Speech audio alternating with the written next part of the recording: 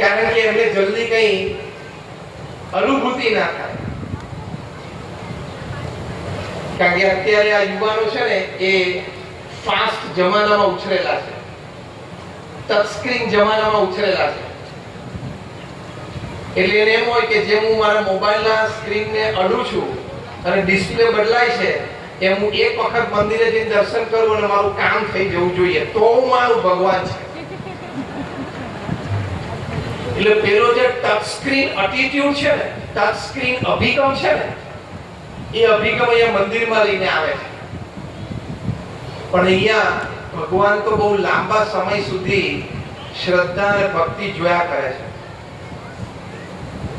પછી એનું ફળ આપે છે જરૂર, પણ એમના સમયે અને આપણને ફળનો વધારે લાભ મળે ને એવા સમયે આપણને આપે છે. એટલે યુવાનોને ઘણી વખત આ મેન્ટાલિટી હોય કે મંદિરોની રચના, મંદિરોનું નિર્માણ, ઘણા એમ કહેતા હોય કે તો ખર્ચ જ ખોટો છે. બોલો એવું કે. હવે હું તમને પહેલા ઇકોનોમિકલી સમજાવું. તમને પણ કોઈ પૂછે ને કે મંદિરનો ખર્ચો ખોટો છે, તમારે આ વાત કરવાની. હું જે હવે તમને શીખવાડું એ વાત કરશો એટલે તમારી સામે પૃથ્વી ઉપર કોઈ વ્યક્તિ દલીલ નહીં કરી શકે. સાંભળજો.